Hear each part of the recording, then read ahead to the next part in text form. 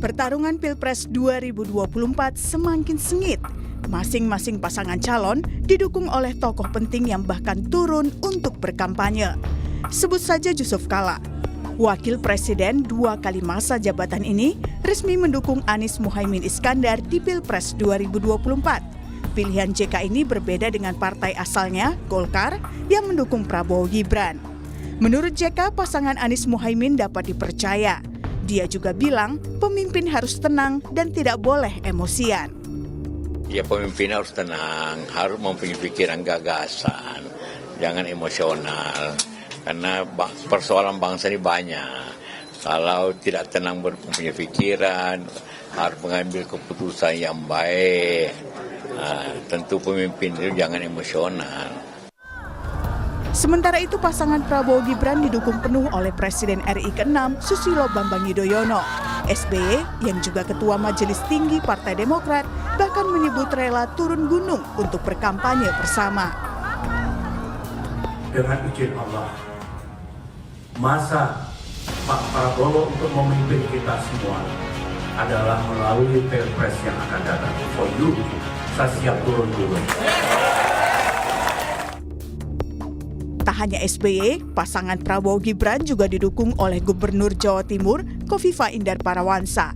Khofifah bahkan resmi menjadi juru kampanye pasangan itu. Tak kalah dukungan dari dua pasangan calon sebelumnya, pasangan Ganjar Pranowo Mahfud MD juga didukung penuh oleh Megawati Soekarno Putri. Presiden RI kelima yang juga Ketua Umum PDIP ini bahkan menyebut siap memenangkan Ganjar Mahfud MD di Pilpres 2024 hanya dalam satu putaran. Bersatu kita teguh, bercerai kita runtuh. Gelorakan rasa cinta pada banteng moncong putih nomor 3 dan Ganjar Mahfud MD nomor 3. Percayalah, sekali lagi kebenaran pasti menang. Satyam Eva Jayate. Menang, menang, menang. Merdeka, merdeka, merdeka. Kita pasti menang. Satu putaran. Lalu seberapa sengit pertarungan selama 30 hari ke depan jelang pencoblosan Pilpres? Bagaimana pula peta pertarungannya? Tim Liputan, Kompas TV.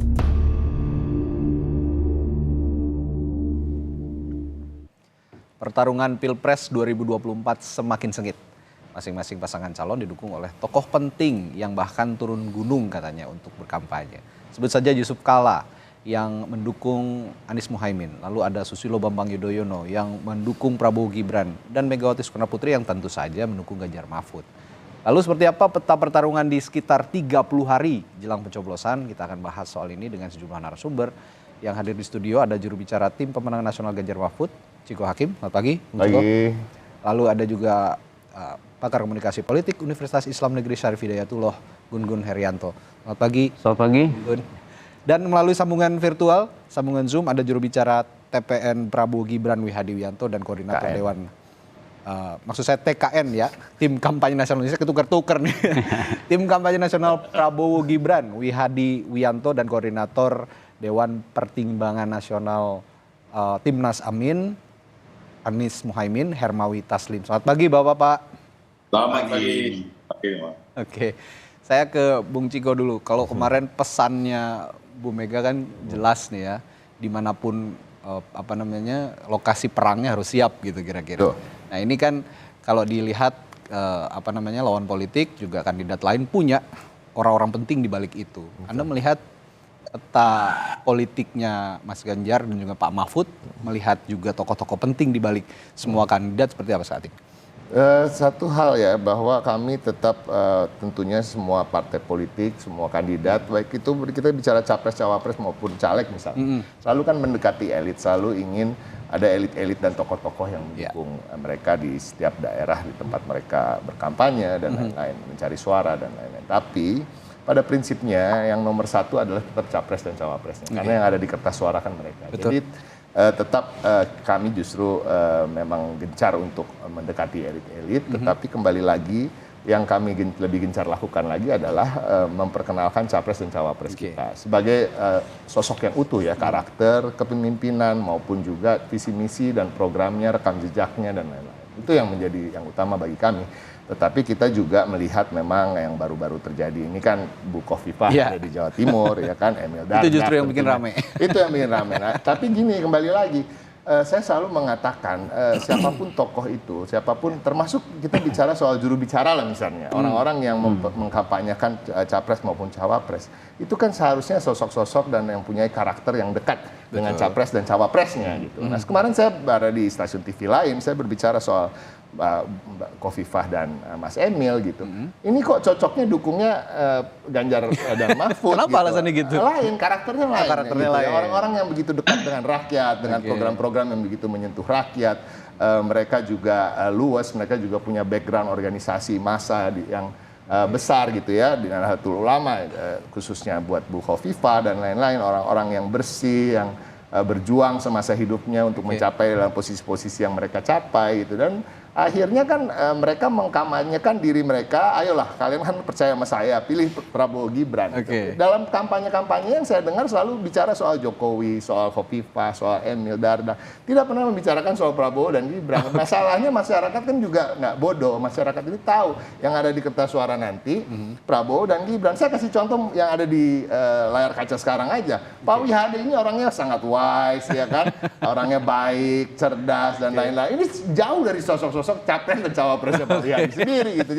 Jadi menurut saya yang paling cocok adalah tetap pada akhirnya yang menentukan nanti adalah orang-orang yang sosok-sosok yang ada di kertas suara. Ya kan? Dan kami sangat percaya diri bahwa Pak Ganjar dan Pak Mahfud lah yang terbaik dan masyarakat tahu program-program yang dekat dengan rakyat ada di Ganjar Mahfud. Anda tadi mengatakan Bu Khofifah ini cocoknya ke Ganjar Mahfud, tapi kenapa akhirnya ke Prabowo Gibran? Apa nggak di-approach apa gimana?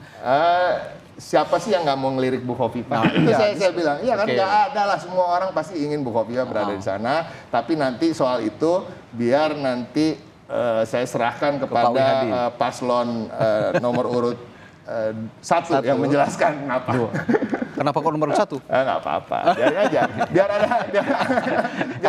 Karena cawapresnya orang Jawa Timur dan punya historikal yang tapi cukup kembali panjang. lagi ini ya, itu kan kembali pilihan pribadi ya. Tapi ya memang ada seakan-akan ada rumor ya kan, Sekda Provinsi Jawa Timur lagi dipanggil ke KPK, makanya Bu Khofifah ada di sana. Tapi saya menolak untuk membicarakan soal itu. Tapi ini yang berkembang di masyarakat. Tetapi pada prinsipnya kembali lagi masyarakat tahu, masyarakat bisa menilai bahwa yang terbaik adalah capres dan cawapres yang mempunyai program visi misi yang terbaik, rekam jejak yang terbaik dan lain-lain. Bukan semata-mata elit-elit di belakang mereka siapa yang mendukung. Ya, Pak Wihadi, di balik mendukungnya Bu Khofifah Indar Parawansa ke Prabowo Gibran, ini kalau masyarakat awam mungkin Bung Ciko juga menganggap begitu, ini kayak dapat durian runtuh gitu ya. Tapi bukan hanya Bu Khofifah kan sebenarnya punya banyak tokoh penting juga Prabowo Gibran di belakang. Tapi kita secara khusus bahas Bu Khofifah. Kalau dibilang durian runtuh, Prabowo Gibran merasa, tim kampanyenya merasa demikian, kedapatan durian runtuh atau bagaimana nih Pak Wihadi? Sampaikan oleh Bung Ciko itu tadi kan bentuk kekhawatiran aja. Jadi kalau saya melihat bahwa Bu Khofifah, kemudian Pak SBY, semuanya juga memperhatikan track record Pak Prabowo dan juga Mas Gibran. Jadi saya kira Pak Prabowo ini track recordnya mungkin lama juga, mulai dari berkarya di TNI, terus kemudian bagaimana 2 kali juga ikut pilpres dan bagaimana kecintaan Pak Prabowo terhadap negara ini. Dan kalau kita melihat justru visi misi juga, visi misinya juga sudah jelas dari awal mengenai masalah keberlanjutan terhadap program-program Pak Jokowi. Jadi semuanya ini kan memang yang menjadi program, semuanya ada keberlanjutan. Karena kita menginginkan negara ini tidak terpotong-potong, tidak mulai dari awal lagi, tidak start dari awal lagi. Kita ingin bahwa keberlanjutan yang dilakukan oleh Pak Jokowi ini ada keberlanjutan. Nah ini semuanya kita melihat bahwa kita sudah merasakan selama 10 tahun dengan Pak Jokowi. Saya kira program-program Pak Jokowi ini perlu dilanjutkan. Nah disinilah mungkin tokoh-tokoh ini kemudian melihat bahwa kedepannya Indonesia ini harus lepas daripada kembali ke awal, kemudian dipotong lagi rezim berganti, semua berganti lagi. dengan mengatakan perubahan, dengan mengatakan ini tidak benar. Tapi kita melihat bahwa, kita lihatlah mulai dari Orde Baru, kemudian pada era reformasi, semuanya kita mesti harus kembali ke titik nol apabila rezim ini berubah. Nah disinilah bahwa Pak Prabowo itu melihat bahwa ini ada keberlanjutan, ada penyempurnaan daripada program-program Pak Jokowi nantinya yang belum berjalan. Ini perlu kesinambungan, perlu waktu. Nah jadi saya kira ini semuanya kita melihat bahwa siapa yang berkomitmen untuk melanjutkan program-program Pak Prabowo, Pak Jokowi. Nah disinilah kita melihat bahwa Pak Prabowo dan Mas Gibran itu semua tokoh juga melihat bahwa kenapa mereka mendukung, beliau-beliau ini mendukung Pak Prabowo dan Mas Gibran, karena menginginkan bahwa Indonesia ini untuk menuju Indonesia 2045 itu Indonesia emas, perlu keberlanjutan dan penyempurnaan daripada program-program Pak Jokowi. Jadi sini saya kira kalau kita dikatakan kenapa Pak Jokowi lagi, memang titik awalnya adalah Pak Jokowi.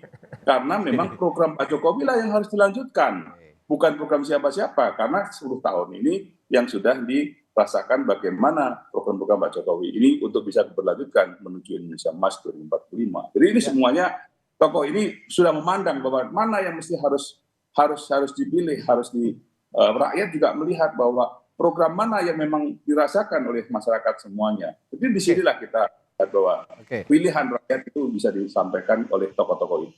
Iya, tapi saya lagi-lagi akan concern ke Bu Hovifah karena di tengah pertarungan tiba-tiba masuk begitu nih Pak Wihadi. Kalau tadi Bung Ciko mengatakan bahwa Bu Hovifah ini sebenarnya nempelnya awalnya memang ke program-programnya Pak Jokowi termasuk wakilnya Mas Emil Dardak gitu ya.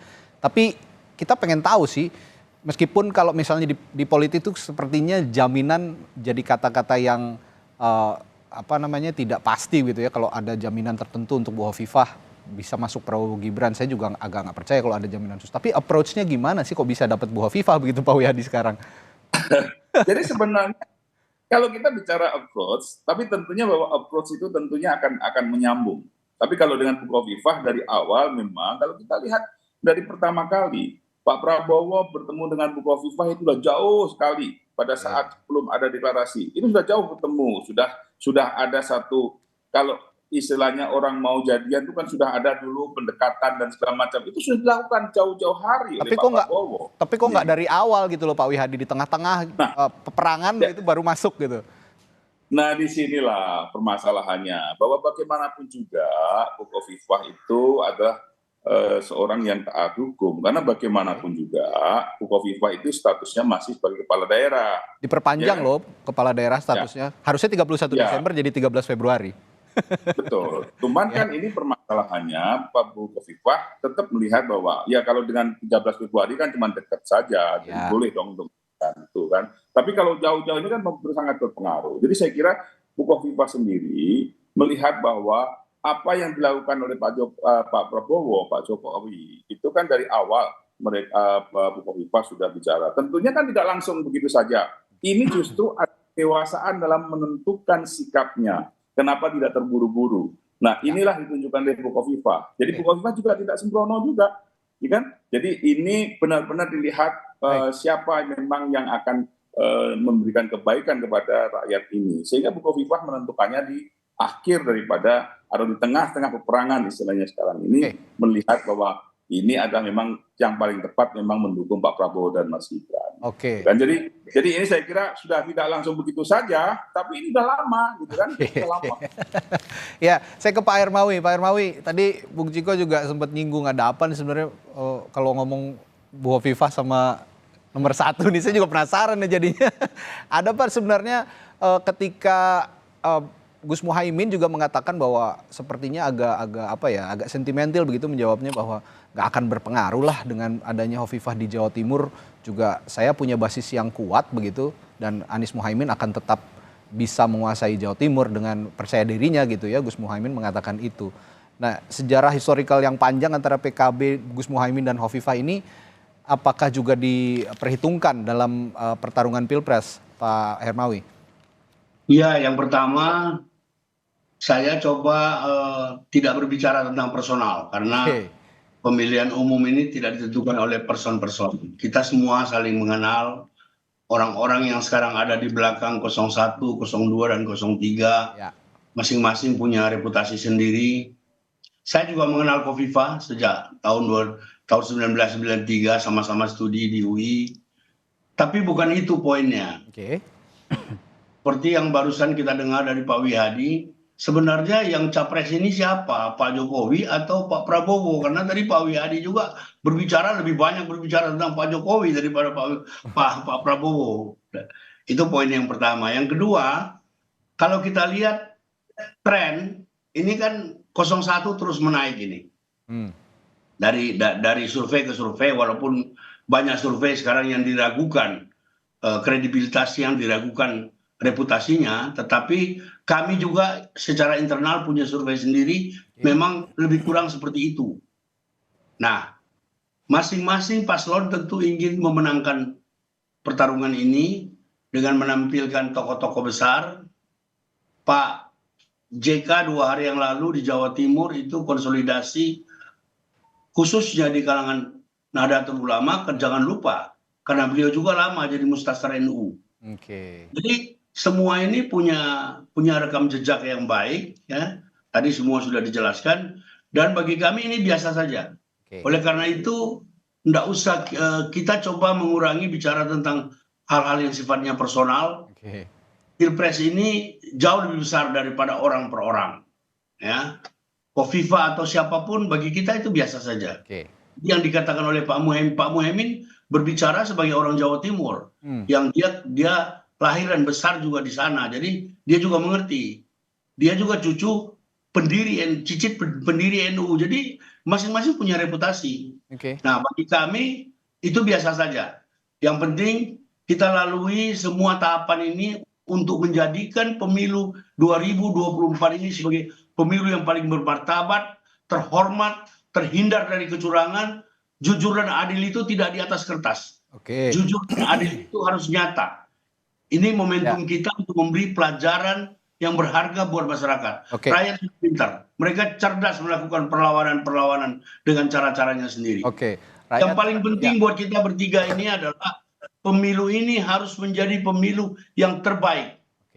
Hasilnya itu tidak diragukan kredibilitasnya. Jadi harus dihindari segala macam bentuk kecurangan dan menghalalkan segala cara. Kami sudah mengalami berbagai macam sejak deklarasi Anies oleh Partai Nasdem 2 Oktober. 3 Oktober 2022 kami membawa Anies dari Aceh sampai Papua. Itu berbagai tantangan kita hadapi saja. Kita anggap itu vitamin. Karena memang antara di atas dan di bawah kan berbeda-beda. Pernyataan di atas dengan implementasi di bawah berbeda-beda. Tetapi jangan berlebihan, jangan keterlaluan. Karena batas kesabaran rakyat juga ada. Saya kira begitu. Pak Hermawi, Anda mengatakan bahwa buat Timnas Amin sebenarnya tokoh-tokoh ini tidak terlalu penting, tapi yang penting itu adalah memang sosok capres-cawapresnya yang bisa membawa ya kalau Amin mengatakan perubahan begitu ya untuk bangsa dan negara.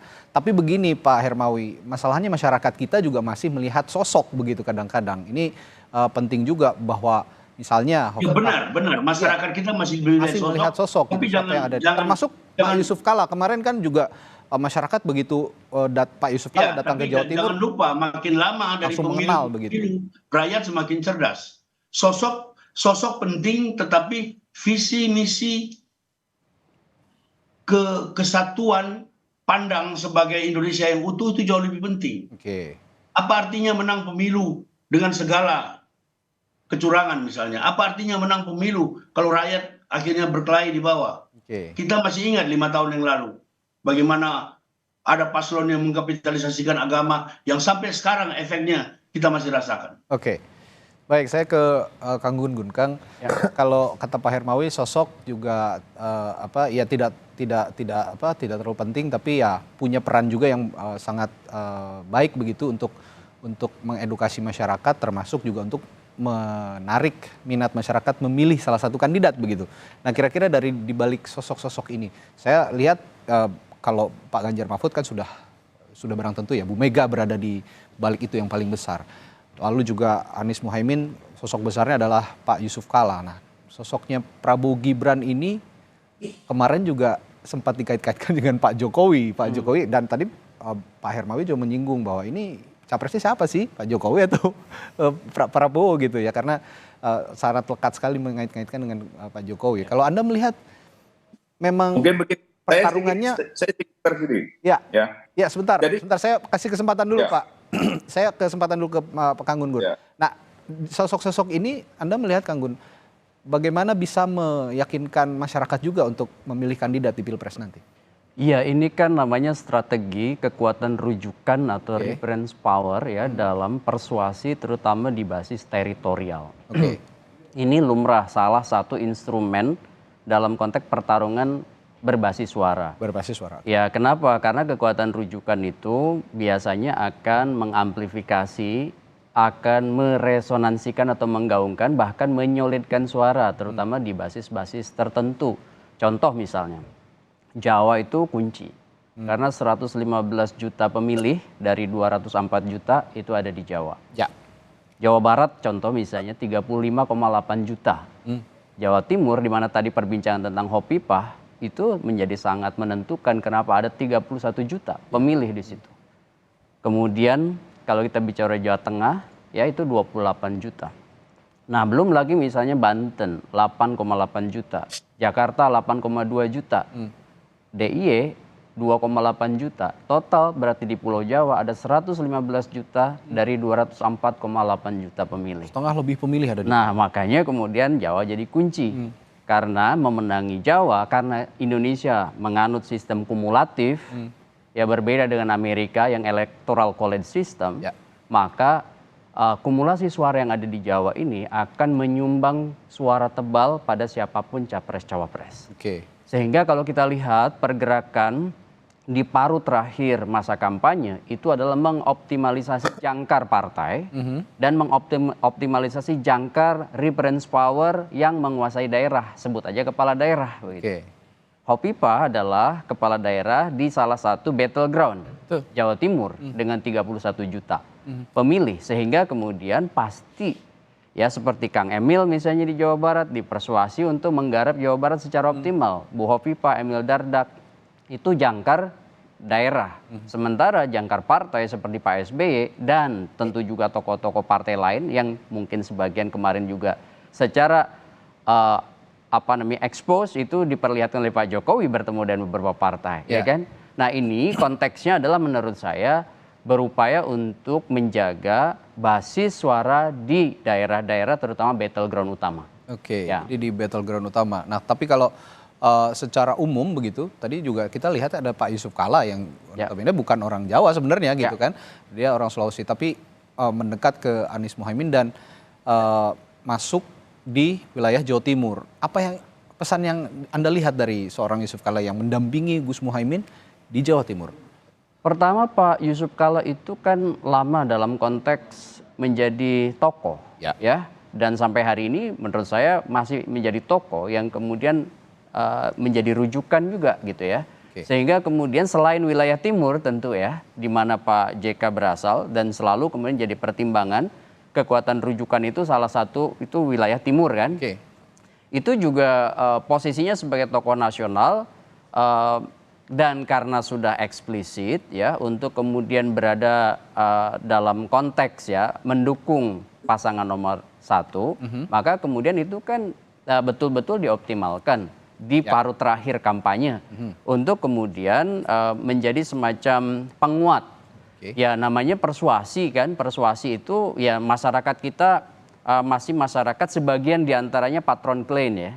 Dari piramida pemilih itu kan kita bisa lihat elit itu kecil persentasenya, tidak lebih dari 15%. Selebihnya itu attentive public, ya kemudian di bawah yang besar, separuh lebih itu namanya masyarakat awam atau masyarakat yang kerap kali melihat tokoh atau sosok. Tapi tidak sekedar tokoh atau sosok, melainkan juga penguasaan yang disebut dan basis-basis teritori yang disebut dan canvassing atau micro targeting atau sebut aja door to door campaign, kampanye yang basisnya adalah dari satu area, dari rumah ke rumah, dari tempat strategis, dari komunitas begitu. Nah ini sepertinya tadi Pak Wihadi juga akan ada yang akan disampaikan sesuatu. Iya, Bagaimana Pak jadi Wihadi? begini, saya hanya meluruskan bahwa kenapa kita menyebut Pak Jokowi? Karena memang kita ini mempunyai visi misi adalah melanjutkan program-program Pak Jokowi. Jadi memang bukan berarti bahwa kita selalu dianalogikan bahwa seakan-akan Pak Jokowi. Kenapa kita selalu menyebut Pak Jokowi? Karena memang basisnya adalah kita ini melanjutkan programnya Pak Jokowi. Jadi kita menyebut Pak Jokowi masa nggak boleh gitu kalau kita memang kita mau melanjutkan daripada programnya Pak Jokowi gitu loh. Itu aja saya hanya sedikit meluruskan situ saja. Jadi bukan semata-mata ini capresnya siapa sih, Pak Jokowi itu Pak Prabowo gitu. Udah 20 kali disebut nama Pak Jokowi sama Pak Wihadi hari ini. Loh, ya kan? Kita melanjutkan siapa yang Jokowi gitu lah. Jadi semata-mata hanya ingin melanjutkan program-program Pak Jokowi, termasuk mungkin pemilih-pemilihnya Pak Jokowi pada tahun 2019 begitu ya Pak Wihadi ya? Nah kalau itu ngikut kan? Oke, kalau itu ngikut. Baik, nah setelah jeda ini juga menarik. Benar apa tidak bahwa seorang Joko Widodo yang saat ini dikait-kaitkan terus dengan pasangan calon nomor urut 2 gitu Prabowo Gibran bisa membawa basis suaranya juga untuk Prabowo Gibran. Kita akan bahas sama-sama nanti di Sapa Indonesia Pagi setelah jeda sesaat lagi. Tetaplah bersama kami.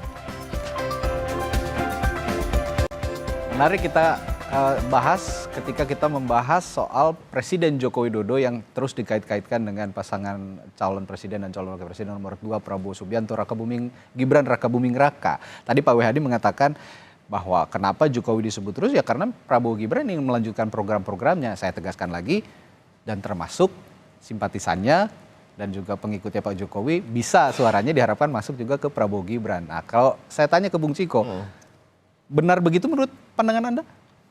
Bisa benar bisa tidak, tapi kan itu disampaikan Pak Wihadi ya. Kalau bicara soal mengawal programnya Pak Jokowi selama ini kan menteri yang paling banyak kan dari Partai Demokrasi Indonesia Perjuangan gitu ya. Sampai hari ini juga masih ada di sana dan masih solid menjadi pembantu-pembantu presiden. Dan kita tidak dan Bu Mega sendiri sudah berpesan bahwa harus terus menyelesaikan periode ini, ya, semua menteri-menteri. Nah itu yang pertama. Yang kedua kalau kita bicara tokoh tadi ya, kita bicara tokoh ini kan tokoh ada yang makro, ada yang mikro, ada yang di tataran elit nasional, elit provinsi, sampai elit kabupaten. Nah kami sangat percaya diri kalau bicara soal Jawa Timur gitu ya. PDI Perjuangan ini punya kepala daerah di 10 kabupaten kota gitu ya, yang terpadat di situ. Justru peran yang mikro itu yang nah ini kan juga tokoh ketokohan dan mereka sangat populer di daerahnya masing-masing. Selain itu juga ada mesin politik PDI Perjuangan yang kita lihat di berbagai survei gitu. Survei-survei ini mau yang dibayar siapapun nggak bisa bohong soal kekuatan PDI Perjuangan termasuk di Jawa Timur. Sampai hari ini semua masih mengatakan PDI Perjuangan adalah pemenang, partai politik pemenang di Jawa Timur. Nah ini yang tetap akan kita mempunyai kepercayaan diri situ bahwa kemenangan itu berasal dari akar rumput. Walaupun elit itu memang punya pengaruh, tetapi memang akar rumput yang lebih menentukan. Nah tentunya kita bicara soal tokoh-tokoh nih yang sekarang sedang bergabung dan lain. Tapi kemarin ini ada tokoh-tokoh yang menghadap ke Pak Wapres Ma'ruf Amin gitu. Gelisah dengan keadaan pemilu ini, gelisah dengan carut-marutnya demokrasi di Indonesia ini. Itu dikatakan pada saat HUT PDIP kemarin oleh Pak Ma'ruf kepada Bu Mega. Ada kegelisahan seperti itu. Oh iya, adalah pembicaraan-pembicaraan seperti itu. Tapi kan ada tokoh-tokoh yang datang ya, termasuk Pak Syihab gitu ya, dan lain-lain. Nah ini yang kita juga harus lihat dan masyarakat juga melihat. Tapi kembali lagi, Pak Wihadi dari tadi saya udah hitungin Pak Wihadi, kalau nggak salah 23 kali sebut nama Pak Jokowi. Nama Pak Prabowo-nya cuma sedikit. Nah ini yang juga masyarakat bisa melihat bahwa karakter kepemimpinan itu nggak bisa begitu aja diturunkan, ya kan? Bahkan seorang Gibran pun bukan bapaknya, karena mereka berangkat dari keluarga yang berbeda. Kalau kita mau jujur, ya kan, Pak Jokowi ini pernah tinggal di bantaran sungai, ya kan, pernah hidup melarat, ya kan, berjuang untuk mencapai apa yang dia capai. Gibran ini kan dari lahir udah jadi anak pengusaha mebel kaya, udah jadi anak presiden dan lain-lain. Dia tidak dekat dengan rakyat dan lain-lain. Begitu juga Pak Prabowo dengan segala pengalamannya, with all due respect gitu ya, tapi kan dia juga mantunya presiden dan lain-lain. Nah ini terlihat ketika debat kemarin Pak Prabowo itu sudah lama tidak bisa dibilangin sama orang, udah lama nggak bisa di-feeding oleh tim, sehingga apa yang ada di pikirannya itu dia merasa dia yang paling benar. Akhirnya dia berhenti belajar soal Kementerian Pertahanan di tahun 90-an gitu, sehingga tidak keluar gitu kecakapan beliau yang dibutuhkan masyarakat. Tapi itu yang dilihat masyarakat. Masyarakat tetap akan melihat sosok-sosok presiden maupun wakil presiden, bukan sosok-sosok di balik itu. Tetap penting, tetapi nomor satu adalah mereka-mereka yang ada di kertas suara. Oke, mereka yang ada di kertas suara. Tadi juga Pak Wihadi mengemukakan seperti itu. Bahkan juga Pak Hermawi juga menegaskan bahwa ya tokoh-tokoh itu penting, tapi yang lebih penting adalah ya seperti yang dikatakan Bung Ciko tadi, siapa yang ada di kertas suara yang akan dipilih oleh rakyat secara langsung. Pak Hermawi, tapi kalau melihat lawan-lawan politik Anda begitu ya dari 02 dan 03 gitu kan, ini tokoh-tokohnya begitu besar gitu. Bahkan kalau 02 sepertinya cenderung lengkap ini di Jawa. Kalau di Jawa Timur ada Bu Hovifah, Jawa Barat ada Pak Ridwan Kamil. Kalau Jawa Tengah kita tahu sendiri Pak Presiden berasal dari Jawa Tengah dan dikait-kaitkan terus gitu ya dari awal kepada pasangan 02. Anda melihat Anies Muhaimin tidak gentar melihat hal ini? Pak Ya, jadi yang pertama harus diingat, kami salah satu koalisi kami adalah PKB. Ya. PKB itu punya basis utama se-Indonesia itu di Jawa Timur. Betul. Kami punya ribuan kiai kampung yang sudah ditemui baik oleh Pak Anies maupun oleh Pak Muhaimin. Kita terus berkonsolidasi dan pada akhirnya kalau tadi Anda mengemukakan Pak Gun-Gun mengemukakan teori patron, yang dijadikan patron itu orang terdekat. Apalagi dalam semangat Nahdien ke-NU-an, saya 8 tahun ikut Gus Dur, sedikit tahu banyak. Yang terdekat itu struktur, jadi ada tradisional, ada struktural. Yang tradisional ini biasanya lebih lekat. Kita kalau masih mau percaya kepada survei, kita lihat saja survei-survei. Jadi apa yang dikatakan oleh Pak Muhaimin itu benar. Saya ingin menguatkan apa yang dikatakan oleh Pak Muhaimin. Kita optimis di Jawa Timur karena struktur kita juga sampai ke bawah. Ya. PKB terutama ya, 3 partai dan terutama PKB itu sampai ke akar rumput dan sering-sering terjadi pertautan antara struktur Nahdlatul Ulama dengan PKB. Ya. Memang di PKB itu banyak tokoh yang afiliasi politiknya kemana-mana, tetapi poin saya NU dan PKB di Jawa Timur itu bisa dikatakan hampir menyatu. Oleh karena itu kami optimis Jawa Timur akan menjadi salah satu lahan kami. Itu yang juga kemarin dilakukan oleh PKB ketika mendatangkan Pak JK. Itu yang datang itu semuanya itu adalah tokoh-tokoh akar rumput. Ya. Dan jangan etalase tokoh penting menurut saya, seperti tadi dikatakan Pak Wihadi dan Pak Ciko. Tetapi rakyat ini sudah cerdas. Coba kita lihat bagaimana perlawanan-perlawanan yang dilakukan oleh rakyat kecil atas tindakan-tindakan yang tidak benar saat ini. Kita lihat dari pagi sampai malam di WA kita itu kan banyak. Tapi biar saja waktu yang menentukan, biar saja 14 Februari yang menentukan, tetapi kami optimis. Ya. Bagi kami kebesaran tokoh-tokoh di belakangnya bukan untuk dipamerkan, tapi untuk memberi feeding. Misalnya ketika perdebatan ketiga kemarin, itu ada 4 tim yang membackup Pak Muhaimin, Pak Anies. Ada 1 tim intelijen dipimpin oleh Pak Sutioso. Kami nggak gembar-gembor, tetapi masukan-masukannya nyata. Ada para mantan duta besar dan seterusnya seperti itu. Jadi orang-orang besar itu kita lebih banyak ambil pengalamannya daripada kita bikin dia sebagai etalase. Bagi kami begitu cara pandangnya. Nah, tapi kami optimis Jawa Timur akan menjadi salah satu ladang panen kami pada Pilpres yang akan datang. Oke, saya ke Kang Gun-Gun. Kang Gun-Gun, saya punya 3 pertanyaan yang menarik untuk sepertinya menarik untuk ditanyakan begitu ya. Yang pertama soal Pak Jokowi yang melekat dengan 02 begitu. Kata Pak Wihadi tadi memang yang diambil kan memang program-program Pak Jokowi yang akan diberlanjutkan. Tapi saya menekankan juga tadi bahwa plus ada pendukung-pendukungnya Pak Jokowi yang juga diharapkan bisa mengalir dukungannya ke 02. Ada juga soal ketokohan Anies Baswedan dan Muhaimin Iskandar yang sepertinya lebih dominan dibandingkan tokoh-tokoh besar di baliknya. Nah, yang ingin saya tanyakan, yang pertama tadi soal Pak Jokowi. Melekatnya Pak Jokowi ke 02 kalau dikait-kaitkan, memang bisa mengalirkan suara langsung ke 02 seperti yang diprediksi publik atau seperti apa kira-kira? Iya, memang begini, basis pendukung Pak Jokowi itu kan sudah cukup lama melekat pada sosok Pak Jokowi karena beliau 2 kali ikut pemilu 2014, 2019. Ya. Dengan kemudian ada namanya reinforcement atau peneguhan dengan model kinerja yang approval ratingnya masih tinggi begitu ya. Dan itu menurut saya memang punya potensi untuk kemudian dipersuasi ada namanya migrasi atau shifting dari Jokowi ke sosok lain kan begitu.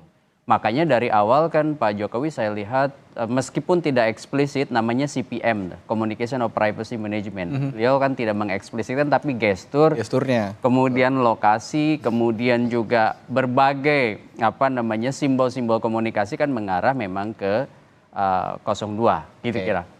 Nah, ini tentu harapannya ada semacam migrasi tadi pemilih terutama dari pendukung Pak Jokowi untuk masuk ke pendukung salah satu pasangan yang bertarung di 2024, sebut saja 02.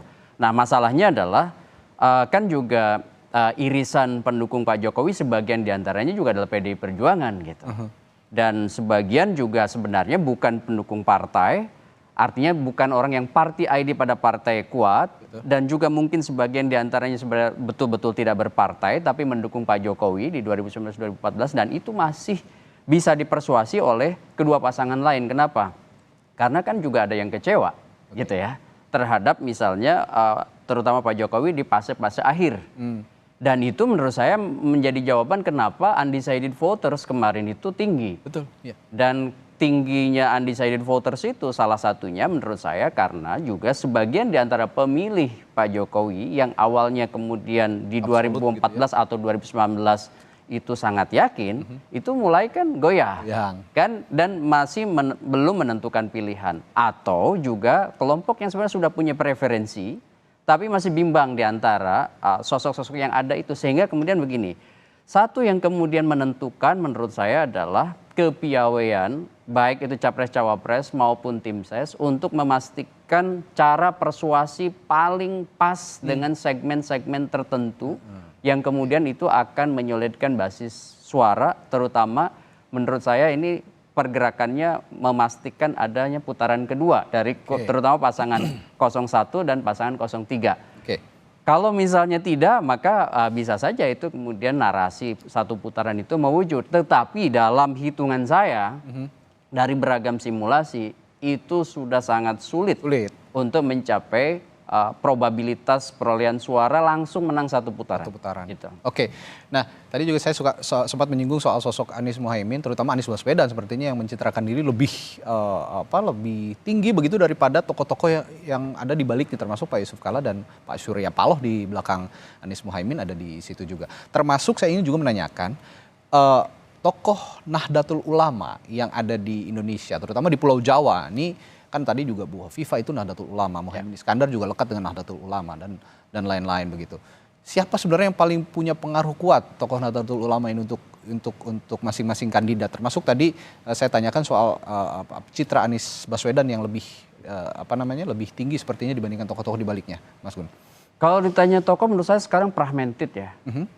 Maksud saya tidak kemudian satu betul-betul optimal dan sejarah Nahdlatul Ulama kita lihat pada saat pemilu langsung sejak 2004 itu akan sangat bergantung kepada momentum. Ya seperti misalnya kemarin Kiai Ma'ruf ada momentum ya kan. Tokoh NU juga. Meskipun misalnya ketua PBNU menjadi wakil waktu itu juga ketika momentumnya tidak dapat ya itu juga tidak kemudian betul-betul bisa dioptimalkan. Sekarang satu momentum, yang kedua adalah memastikan jejaring kulturalnya juga dapat gitu. Karena kalau misalnya sekedar struktural tetapi tidak kemudian secara kultural itu kemudian punya komunikasi intens, itu juga repot gitu ya. Suara hanya akan ada dalam konteks narasi kampanye tetapi tidak punya imbas di wilayah atau di teritori. Kalau soal Anies Baswedan tadi? Ya, Anies Baswedan maupun Caimin menurut saya juga pergerakan ketokohan kan bagaimanapun Caimin kan memang suara tebalnya ada di kelompok santri, kan begitu. Betul. Kemudian kalau kita lihat Pak Anies Baswedan bukan tokoh partai, ya kan, dia lahir dari subkultur intelektual. Itu gitu yang menyebabkan Anies Baswedan juga sepertinya lebih menonjol dibandingkan makanya tokoh-tokoh partai di kekuatannya itu memang pada persona dirinya, ya kan, persona dirinya, dan itu kemudian ketika diambil oleh partai, sebut aja Nasdem, maka harus ada dua perpaduan nih. Satu, Pak Anies mengambil ceruk-ceruk baru di luar basis kekuatan partai. Kemudian partai mengoptimalisasi strukturnya, jangan sampai kemudian resminya ke sini tapi akar rumputnya kemana, kan begitu. Oke, saya akan ke Pak Wihadi. Ini biar nggak dibilang nyebut Pak Jokowi yang ke-24 kalinya, Bang Ciko. Saya akan Coba kita dengar. Saya akan menanyakan kekuatannya Pak Prabowo saat ini yang bisa dijual begitu kepada publik, termasuk juga Mas Gibran karena melekat ya. Ini duit tunggal lah kalau ngomongin capres cawapres. Supaya tidak dilekat-lekatkan lagi dengan Pak Jokowi, tapi meskipun memang menjalankan atau melanjutkan programnya Pak Jokowi. Yang ingin dijual dari Pak Prabowo saat ini dan Mas Gibran, kira-kira Pak Wihadi? Jadi begini, kalau kita bicara Pak Prabowo, Pak Prabowo ini sudah mempunyai track record yang sudah semua tahu karena mungkin 2 kali juga sudah maju sebagai capres.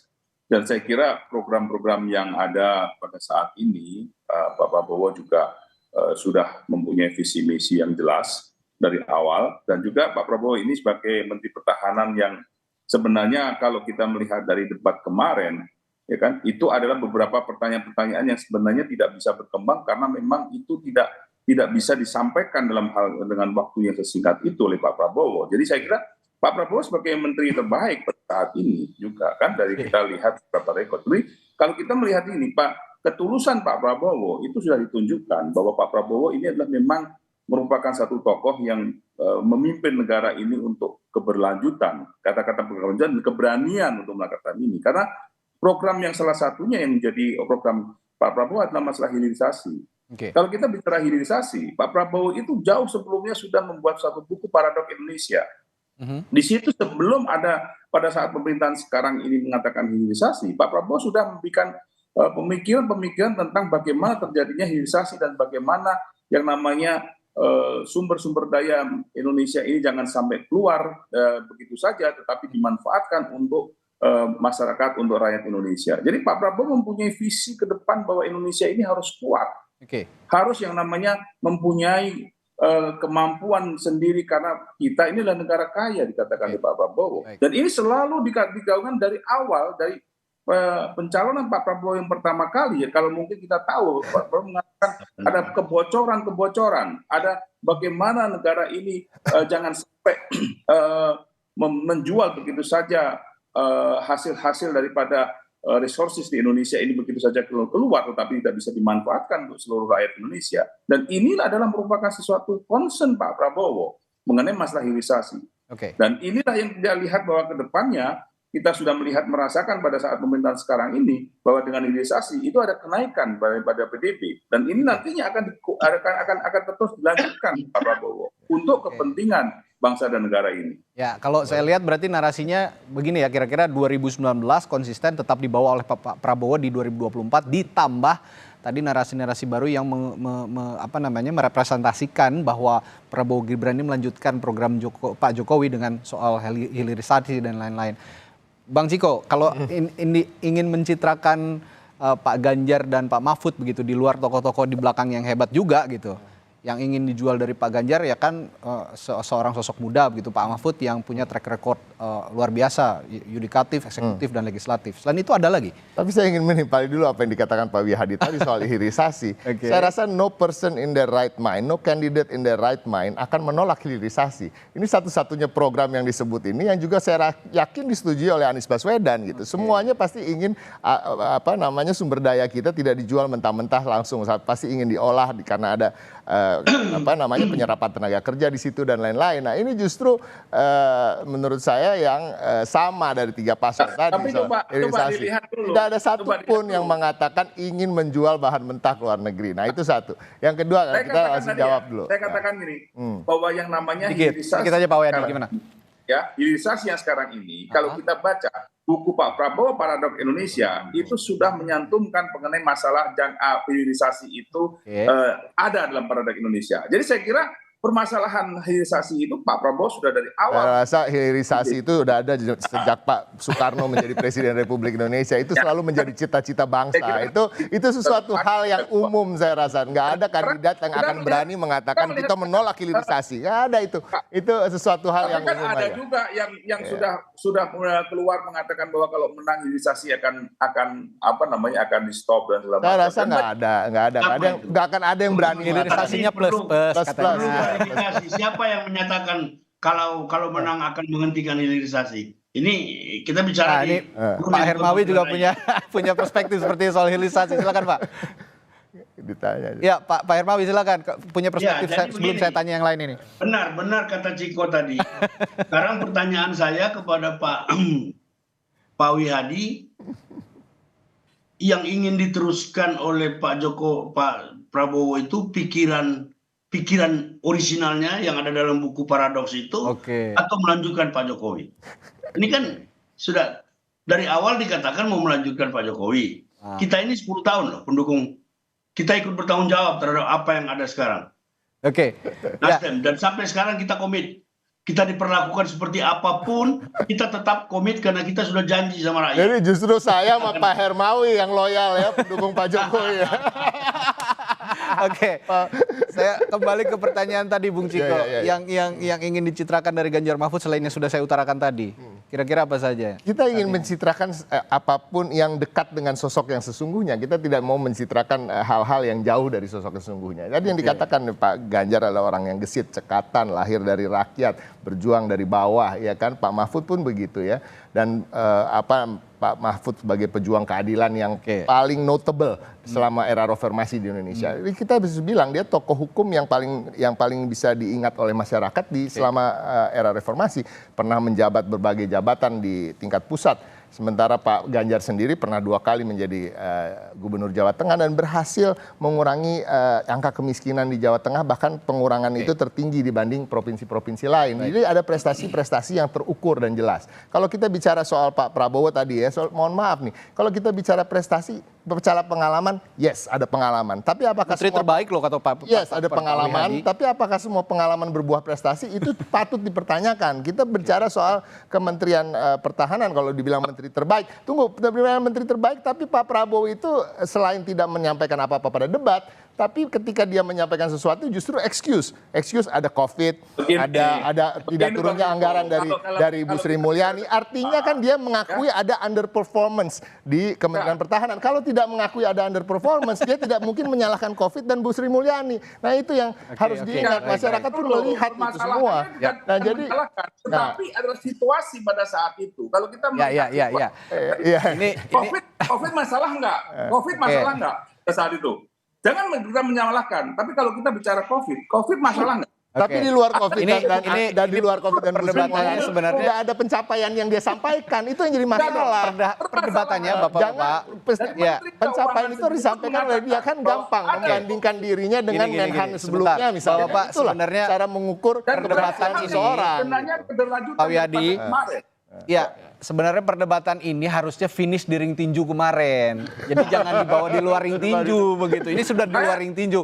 Tapi sedikit saja Pak Wihadi ya, silakan. Yang disampaikan oleh Pak Prabowo itu bukan permasalahan di luar, mempermasalahkan di luar. Tetapi Pak Prabowo itu di hadapan daripada kader-kadernya menceritakan apa yang terjadi pada saat debat. Itu bukan kita memperpanjang. Baik, saya ini harus karena waktu kita juga cukup terbatas. Ini sebenarnya harusnya difinishkan di ring tinju. Kalau di luar ring tinju karena kita akan menghadapi debat dengan tema yang lain begitu nanti. Jadi sebaiknya akan bahas tema debat yang akan kita hadapi. Tapi terakhir saya ke Kang Gun-Gun. Kang Gun-Gun untuk menutup perbincangan kita pagi hari ini dari 3 sosok yang sudah didukung oleh sosok-sosok atau tokoh-tokoh penting tadi di balik ini, yang punya potensi paling kuat untuk menarik simpati rakyat, kira-kira dari 1, 2, 3 ada pandangan tersendiri Kang Gun-Gun soal ini? Ya, saya tidak bisa jumping conclusion ya. Ya sih. Apa namanya? Sulit gitu ya Kenapa? Karena setiap tokoh pasti punya insentifnya sendiri-sendiri, insentif elektoralnya sendiri-sendiri. Tinggal sekarang bagaimana misalnya tadi seperti Bung Ciko sampaikan di Jawa Timur yang sebenarnya selalu basis PDI Perjuangan dan PKB begitu. Itu kemudian juga bisa menyuplai suara tebal pada pasangan 03 dan pasangan 01. Meskipun pasti 02 juga berupaya masuk di situ. Misalnya Jawa Tengah itu kandang banteng. Ya. Tapi kan di situ juga ada sekarang sosok Pak Jokowi dan Gibran yang pasti akan penetratif di situ. Jadi sekarang kalau persoalan siapa yang bisa dapat suara tebal akan sangat bergantung pada 3 hal. Satu, narasi. Yang kedua adalah basis kekuatan teritori yang dikuasai itu dioptimalkan menjadi suara. Kemudian yang ketiga, damage control atau mengontrol potensi kerusakan yang sangat mungkin terjadi pada saat fase-fase akhir. Tapi yang paling penting, saudara, bahwa pagi hari ini perbincangan siapapun tokoh penting di balik para kandidat. Ini diulas juga di halaman 1 Harian Kompas. Para tokoh ini bisa tetap menjaga transisi kepemimpinan ini dengan damai, dengan adil dan bermartabat. Siapapun pemenangnya ya rekonsiliasi penting untuk menjalankan ketatanegaraan ke depan yang lebih baik untuk kepentingan bangsa dan negara. Terima kasih sekali lagi para narasumber saya, Pak Wihadi, Pak Hermawi Taslim sudah bergabung, Bung Ciko juga selamat pagi telah bergabung, Kang Gun-Gun juga terima kasih. Pak Wihadi. Sehat selalu. Jadi nanti difinishkan di ring tinju lain. Baik, terima kasih Bapak-Bapak, sehat selalu.